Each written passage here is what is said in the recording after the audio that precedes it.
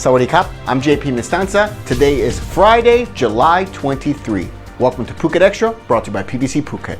Check them out on Facebook.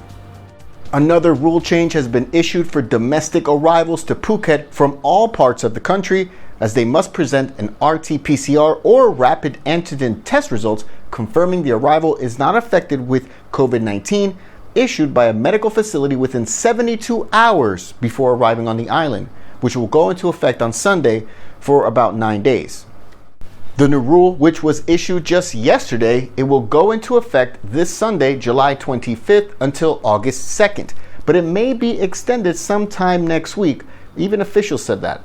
From Sunday, any arrivals wanting to enter Phuket must prove that they are fully vaccinated at least 14 days before arriving, or they must have been discharged from medical care for recovering from COVID-19 not more than 90 days before arriving.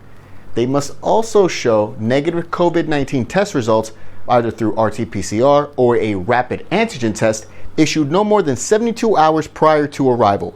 This is an update from the previous order, which said that test results should be issued no more than 7 days prior to arrival.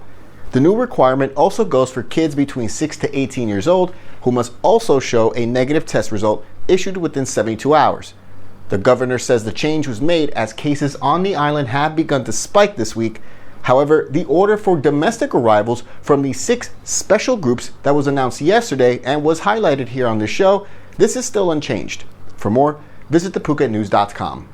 It's official, foreign tourists who enter through the Phuket Sandbox scheme will only have to spend 7 days on the island before traveling to other parts of the kingdom starting August 1st.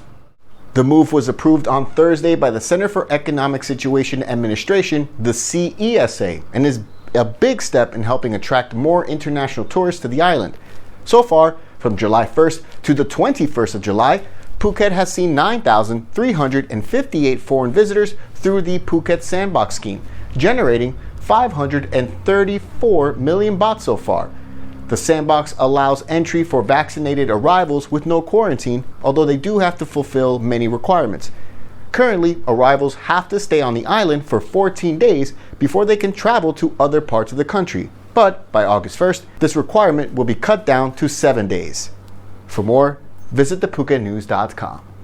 For Thailand, it's another daily record cases and deaths for the nation, with 14,575 cases and 114 more fatalities. Thailand has over 467,000 cases and over 3,800 deaths since the pandemic began. 67% of total patients have recovered. Phuket Extra will be right back after this.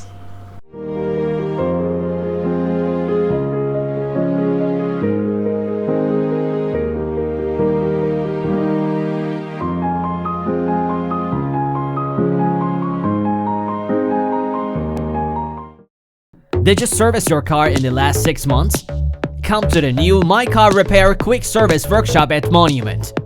Using only the highest quality products imported from Germany and professional mechanics at the best price. Guaranteed fast service to give you lower fuel consumption and longer engine life.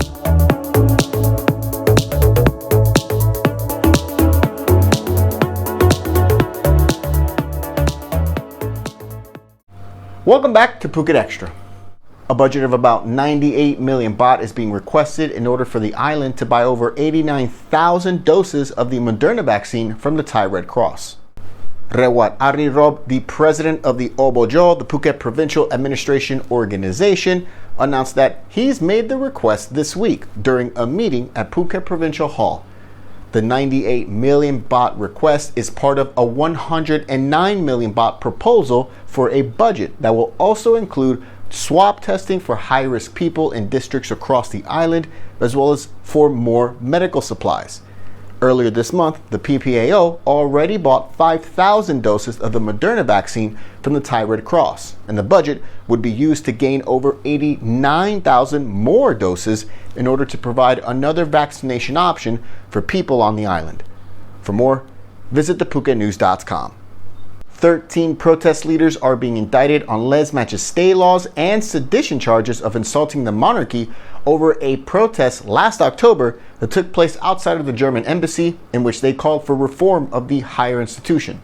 The indictments are for allegedly violating Section 112 of the Criminal Code, which is the lese majeste law, as well as Section 116, which is sedition. It's related to a rally that took place on October 26 last year, organized by the Ratsadon group. That protest saw thousands of mostly young people march from Samyan intersection in central Bangkok to the front of the German embassy in Sathorn Road, and protesters delivered a statement in English, Thai, and German, where they questioned whether His Majesty the King, who is known to prefer a residence in Bavaria, had violated German sovereignty by exercising his power on German soil, and the protesters asked Berlin to investigate. By the evening, that protest saw about at least 10,000 people, according to reports. This week, the 13 protest leaders showed up at the Department of Southern Bangkok Criminal Litigation and denied the accusations made against them.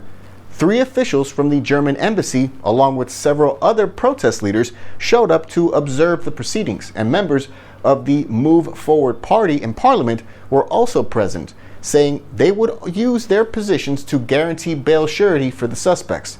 All 13 were granted 200,000 baht bail and were allowed to leave, with their next hearing date set for October 11th.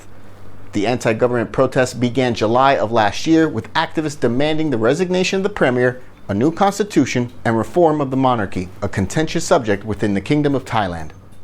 Complaints are now being filed on behalf of the Prime Minister against music stars and over 24 media influencers over criticism of the COVID-19 vaccination rollout, and now they've gone after an 18-year-old female rapper named Millie, who is facing defamation charges here in the kingdom.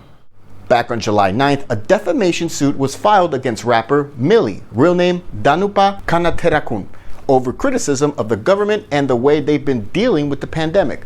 While Millie showed up to a local Bangkok police station, confessed to the charge, and paid a 2,000 baht fine, the complaint was filed by Prime Minister Prayut Chan-o-cha's lawyer, Apiwat Kantong, who is part of a 10-member committee tasked with monitoring and taking legal action against people who propagate on social media false information about him and his cabinet. Discontent over the government handling of the COVID crisis is growing, and many people have taken to social media to voice their concerns, many of whom are celebrities and influencers. Bangkok Metro Police are now considering similar accusations against 25 more celebrities, some of which were filed by the Premier's lawyer, Apiwat. Others were filed by a now former member of the ruling Palang Prachara Party, Sontia Sawadi, who is an advisor to the House Committee on Laws, Justice, and Human Rights. They say that these influencers are posting false information on social media and spreading fake news. But critics on the other side, including university law professors, say the government is a public entity with a duty to listen to people's opinions. For more, visit thephuket.news.com. Thank you so much for joining us today on this Friday, July 23, here on Phuket Extra, brought to you by PVC Phuket. Visit them on Facebook. We hope you have a safe and secure weekend, and we'll be off on Monday, but we'll be back on Tuesday with everything you missed. Until then, stay classy, Phuket. Phuket's rapid modernization has made it one of the world's premier holiday destinations. Investors can still buy quality condominiums for as low as $75,000, and luxury properties can go all the way up to 20 million. Condominiums in Phuket are a safe, secure bricks-and-mortar investment offering foreigners freehold ownership.